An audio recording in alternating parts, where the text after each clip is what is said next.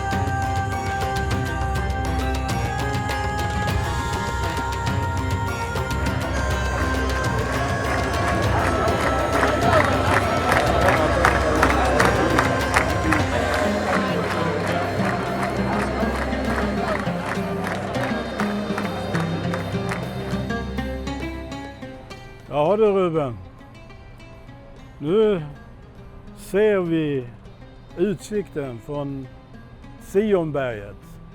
Precis. Ja, och nedanför oss ligger ju då gamla stan och vi ser Sionporten och vi ser lite längre bort ser vi Oljeberget eller Olivberget som det heter på hebreiska. Ja, och Davids stad strax nedanför muren, stadsmuren. Messias ska komma tillbaka.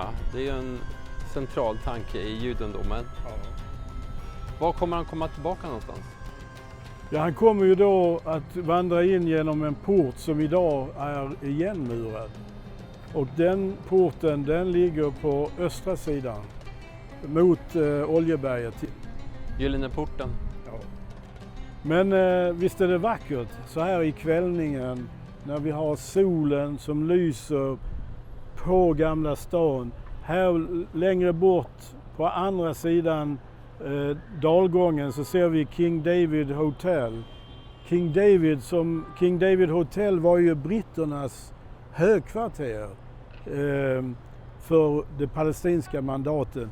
Och spelade en stor betydelse därför att Menachem och hans kumpaner, de lät ju spränga ena flygeln på King David Hotel. De ringde innan och varnade, men ingen tog dem på allvar. Och de sprängde bort högra flygeln, jag tror det var högra flygeln av hotellet. Men det är återuppbyggt. Och idag kanske det mest kända hotellet i Israel. Det är det hotell där alla presidenter, alla som kommer på statsbesök bor där. Ska vi ta lite grann ändå om den politiska historien kring Jerusalem. För även om staden har varit helt ointressant av alla de här världsherravälden som har dominerat området i 2000 år då, så när det judiska folket kom tillbaka och fick en relation till landet och därmed också landet började blomstra och Jerusalem började blomstra så vart också alla andra intresserade av Jerusalem. Jag skulle inte uttrycka det som att de fick en relation till landet utan den relationen den har levt i 3000 år. Helt riktigt, men de fick en fysisk relation till landet på det sättet att de var här. Ja. Så du kan ju lära känna någon som bor i USA och vet väldigt mycket om, och du kan också ha, dina förfäder kan ha varit i USA och du har hört talas väldigt mycket om det. Men att gå omkring i landet, den relationen har de ju fått. Alltså, alla möjliga arméer har marscherat upp fram och tillbaka här längs kusten och intagit hamnstäderna Jaffa och Akko och så vidare, Haifa. Men rent strategiskt så har det här inte varit så viktigt för dem.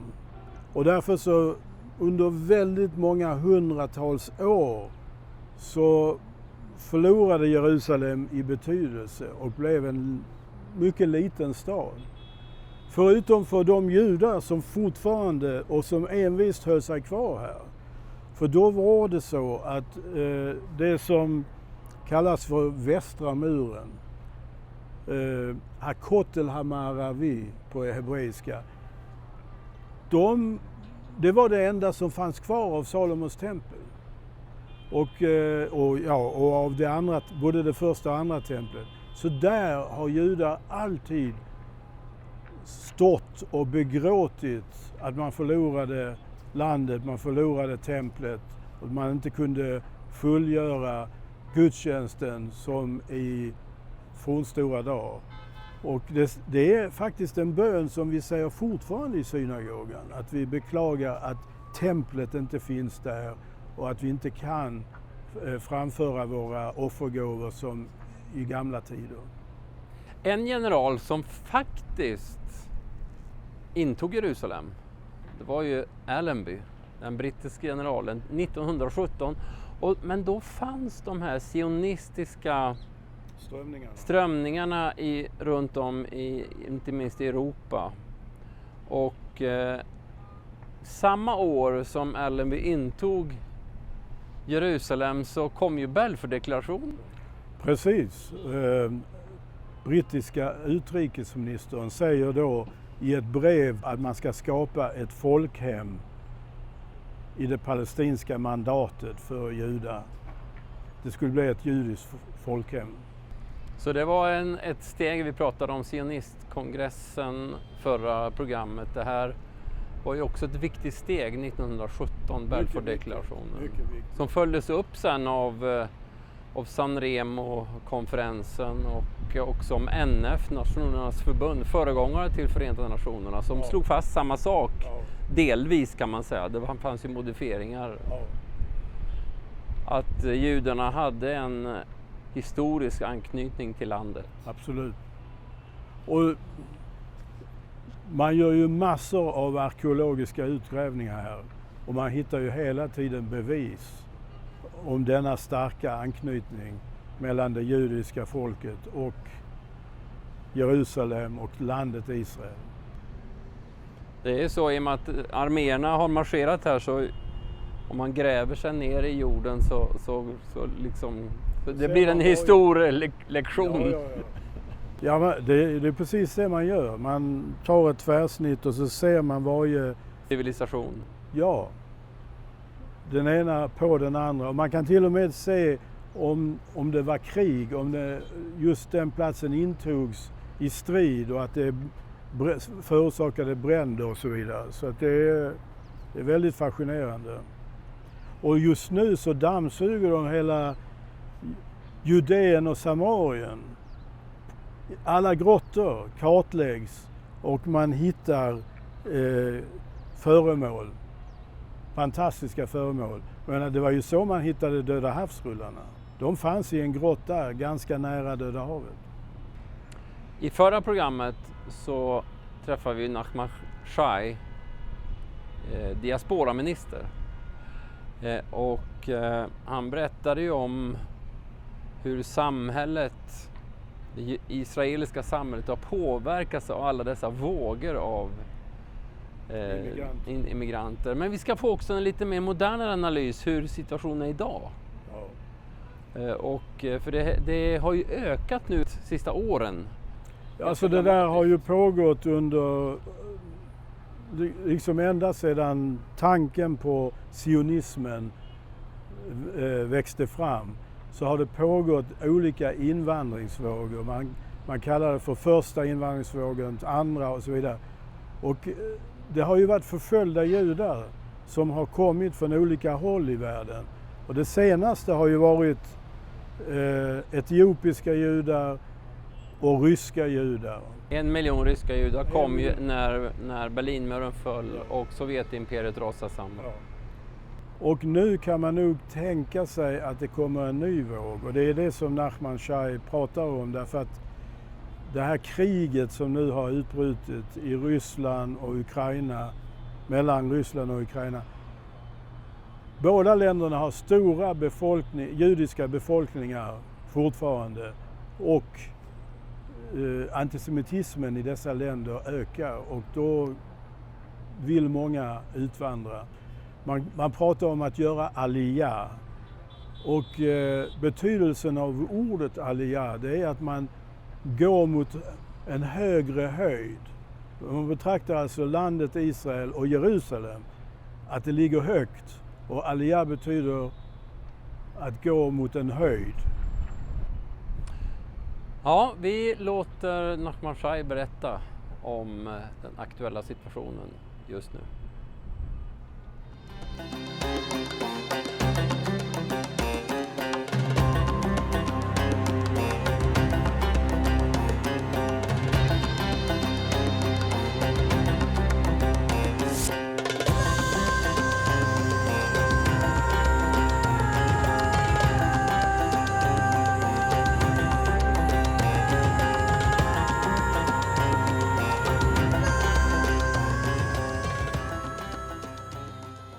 Can you say something about, the Jews in Ukraine? Mm-hmm. Yeah. Are you helping them to Very get much. out? Well, since the war, actually, even in the eve of the war, for quite a long time, I've been working very closely with the leadership of the Jewish community in Ukraine. There were around 200,000 Jews living in Ukraine. Half of them were organized under Chabad leadership, and others were not associated with any institute. And we managed to help them financially. We were the first to extend them financial aid before the war broke out, to help them to get shelter, transportation, food, medicine, anything they needed for the upcoming war. And since then I've been talking to them every few weeks, and now we are working on the second phase of helping the Jews in Ukraine, which their situation is getting even worse and worse as a result of the entire situation in Ukraine. And even more than that, now we have to pay attention to Jews who left Ukraine as refugees, and they are settled in neighboring countries, including Germany, or Austria, maybe some in Hungary, Sweden, maybe in others, all over. And we would like to keep them, to keep their ties with Israel.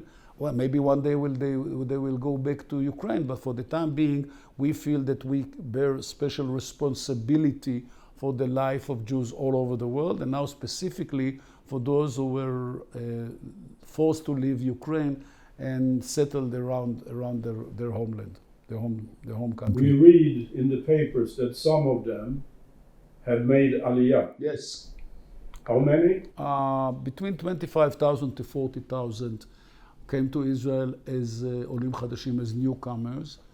But remember one thing, which is again very important: the males, the brothers, the fathers, sometimes the children were forced to stay behind. Yes. Those are half families, 1/3 of the family or 2/3 of the family.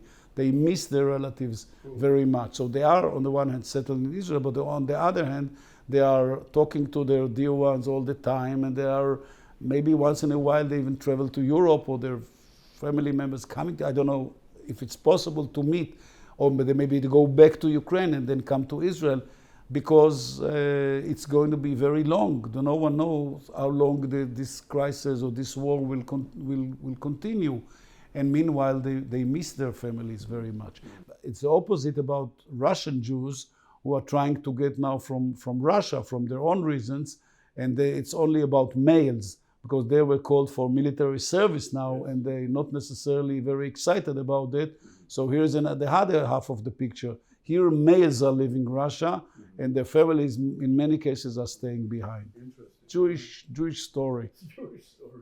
There are a few thousands who came from Russia too. Now we try to expedite the process because they come to Israel according to what we call the law of returns, which gives immediately Israeli citizenship to any Jew who would like to come to Israel in any time, any stage of his or her life. That's called the law of return. It's a unique law, which is typical to the state of Israel, which is a Jewish state, the state of the Jewish people. So they could exercise, they did already exercise their right, they come to Israel, and many others. There are 600,000 Jews living in Russia now, and 200,000, much less now, in Ukraine. Each one of them is eligible anytime he or she would like to come to Israel, to get Israeli citizenship, Israeli ID, to get some assistance from the government, housing, learning the language, education, and settle in Israel. The story of Israel is the story of millions of Jews who came from all over the world and settled here in our home, in our ancient home. We read also about growing anti-Semitic tendencies, both in Russia and also in Ukraine. Can you comment? Historically, Ukraine was the anti-Semitism in Ukraine was very high. We all remember, and we will never forget, the history of Ukraine and the Jewish people. We keep hearing that even recently when Israelis were arguing whether we should open the country for non-Jews to come as refugees to the country. My opinion was that they are allowed to come and they deserve it, and we as a state of refugees. Don't forget the Jewish history. The Jewish history is also history of refugees wandering around the world, especially in Europe. So we have a special responsibility for refugees. I'm not saying that they will have to or can settle here for the entire rest of their life, but to give them temporarily shelter, food, warm water to take a shower, or to live here for some time until hopefully the war will stop or something will. Well, unfortunately that doesn't look like it's going to end soon, but we have to be aware and to be sensitive and to show that we are human beings and let them come in too. So in addition to the Jews who came to Israel and became Israelis immediately, those are not being given Israeli citizenship, but should be given a place to stay, a temporary place to stay, as I said, for a while. I know that you lived in the US for some time, and the biggest Jewish population outside of Israel is in the US. Yeah, around 6 million people. What do you think? We read very disturbing articles about growing anti-Semites in US. Yeah, it's true, and it's very worrying for us to watch the rise of anti-Semitism globally, and I would say especially in the United States. If you look at some surveys, some pieces of research that were made regarding anti-Semitism, you hear that high percentage of Jews are concerned. Students specifically in research that I've just seen expressed their concern about the rise of anti-Semitism in American university campuses. They're scared. They're literally scared. And they were exposed to anti-Semitism, something that hasn't happened to them in their earlier life. And it's coming, by the way, from right and left in America. The number of cases, mostly it's on online anti-Semitism, which is now very convenient, very easy, and you can hide beyond the fake names, so no one knows who's the source of that fake story or whatever you carry, the content you can produce any content. Sometimes, very rarely, the technological companies like Facebook or Twitter or Telegram or others wake up and take responsibility for the content. Usually they say, it's not our business. We are just providing the floor, providing the arena, and we have no involvement in that. And they should. We urge them all the time. Don't stop watching, reading, and cleaning the social media from those messages. But they are not very eager because they live out of it. That's their business, and so they leave it as is. Yes, there is a rise of anti-Semitism in the United States. Last week, the whole world talked about Iran drones. Friday, also Israel attacked Damascus and destroyed an Iran drone factory. Israel, I would not specifically relate to this someone, or that, but someone from somewhere. In general, we are conducting a certain war, a kind of war, but it's not an all-out war against Iranian targets, mainly in Syria. We made it clear to them we don't want to let them get close to the border, and we don't want to let them equip the Hezbollah with accurate weapons, including rockets and missiles, which they try very hard. We also conducted all kinds of operations against Iran in the air, in the sea, cyber and other ways, again to slow down the pace of enriching uranium, which is so necessary in order to produce a nuclear bomb, an atom bomb in the future. And we'll continue to do that. Whatever negotiation, there is any negotiation, or there isn't, one day it's on, one day it's out, we have our own goal to prevent Iran from acquiring a nuclear weapon, and we'll do our best. Can you say something about the complexity when it comes to the Iran drones in Ukraine? Iran's involvement in the war is a source of concern to us. It's a worrisome development which we didn't expect. Iran now is cooperating with Russia. There's no way to deny it because it became a well-known fact that they are sending them arms, helping them to fight Ukraine. I don't know more than the Iranian drones, but maybe in other ways. It was reported also they're going to send them ballistic missiles as well. Well, we've been saying for years that Iran is not only a source of concern, or I would say is not only a danger for the Middle East stability, but it can easily grow to a world concern. And now it has been manifested in the war between Russia and Ukraine. You can see that the Iranians are jumping into this war, which is far away from the border, but that's the character of the Iranian regime. They are just looking for opportunities where to use their military might, and currently it's with Russia against Ukraine.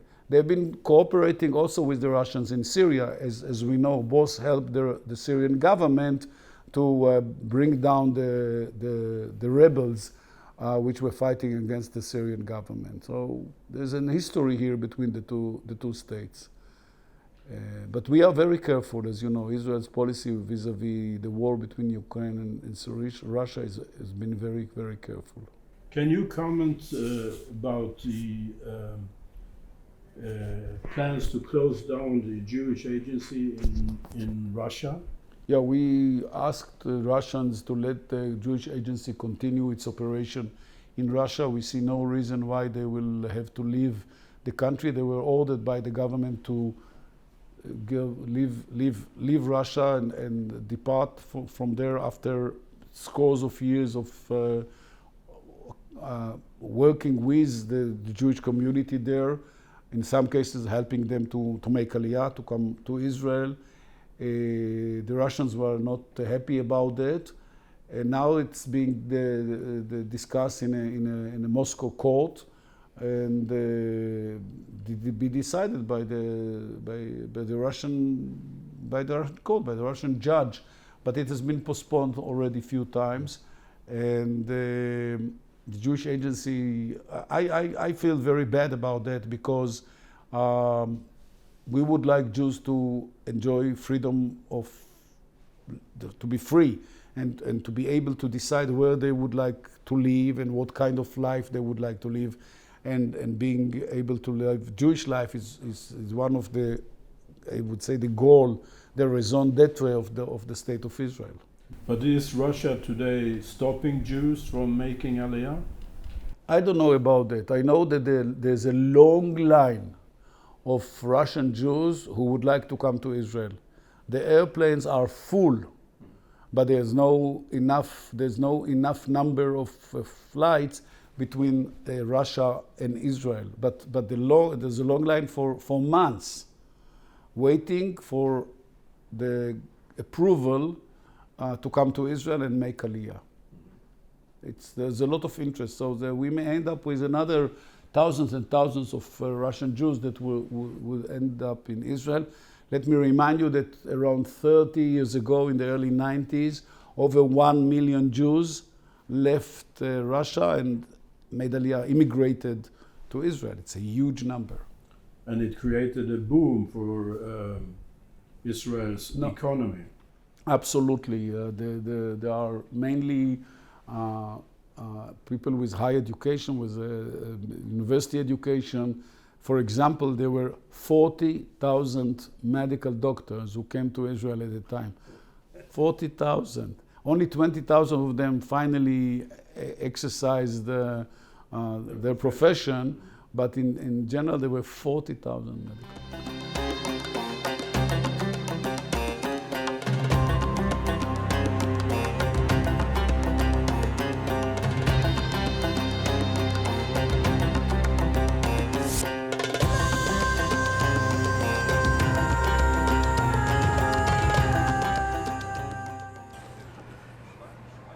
Ja, det var allt för denna gång om drömmen om Sion. Och se oss nästa vecka igen, samma tid, samma kanal.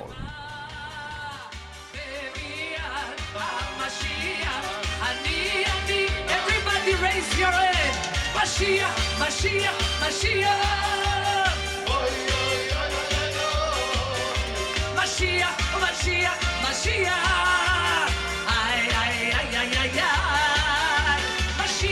Mashiach, Mashiach, oy, oy, oy, oy, oy, oy. Mashiach, Mashiach, Mashiach, ay, ay, ay, ay, ay, ay. Birushalayim, Birushalayim, Birushalayim, Birushalayim.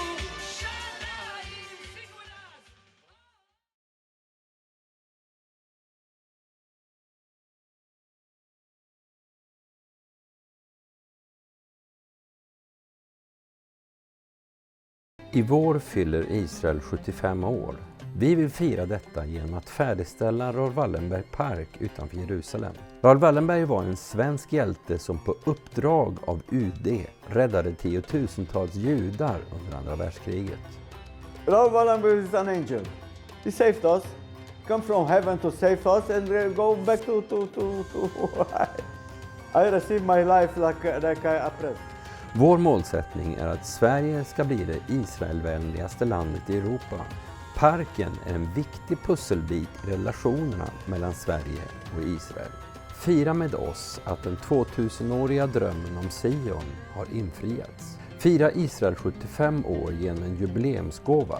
Alla som ger 750 kronor eller mer får ett jubileumsdiplom och en pin med Raoul Wallenbergs diplomatväska. Betala via Swish eller bankgiro.